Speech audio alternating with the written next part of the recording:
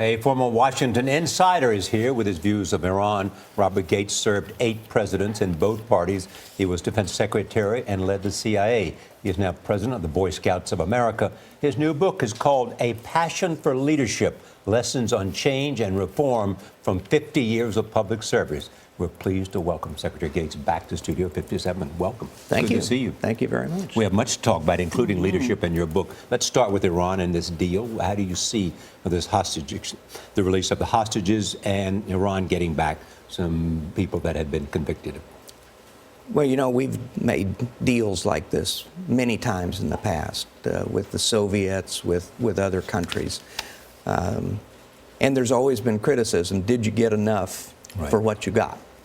And for what you gave, and without knowing the details of the negotiations, what was asked for, and what they ended up with, that's a hard question to answer. I think that one of the things that I would have pressed for, and maybe they did, was for definitive information about the FBI man, and either proof of life or proof of death or something. To bring closure, at least in terms of... We're talking about Robert Levinson, whose wife was just here. and the Iranians deny they know anything about it. Yeah, and the question, what I don't know is how hard the administration pushed to get information for that. But I guess the point I'm making is that, in principle, the idea of making these kinds of exchanges is absolutely nothing new. With respect to Iran, again, they have so far pretty much kept up, met their end of the deal and gotten their material out of Iran that they promised to get. Are you encouraged by that? Well, I wouldn't say that I'm encouraged. I think they've done what was in their own self-interest. To relieve the sanctions. They have done what was required in order to get the lifting of the sanctions. $50 to $100 billion is a lot of cash, and you can argue about how much of it is going to go for the Iranian economy and how much of it is going to go to fuel terrorism and interference elsewhere in the region. But the notion that it's all going to go to the economy, I think, is unrealistic and naive. Do you think deals like this put American lives at risk? Marco Rubio over the weekend seemed to imply that it does. Well, I mean, that's always been the argument about negotiating with terrorists, that you put people at greater risk. When you're dealing with a government, I think the circumstances are somewhat different because you do have more leverage than with a terrorist group, for example, a non-state actor. So I think, you know, we ran into this kind of criticism when we would do these exchanges with the Soviets, and we would end up trading real spies for dissidents. And so, you know, people would say, well, they can just pick up any dissident that they want and use them to get spies. But I think at the end of the day, they worked out in our best interest. You know, we want to ask you about the book, because it really is interesting. You talk about how large institutions can bring about reform and change. And one of the biggest things you say is just listening. Yes. There's a way to do this, change bureaucracies without making enemies. No, you say bosses should listen. Let's be clear, bosses should listen. Well, I think just presidents. That's right. I think that naming no names. The key thing about the book is that you know, people like Trump and Sanders have locked onto the fact that a lot of Americans are unhappy and frustrated with our elected leaders and with paralysis and polarization and so on. But the point I want to make in this book is Americans are also frustrated and angry because every day of their lives they have to deal with bureaucracies that are underperforming or incompetent.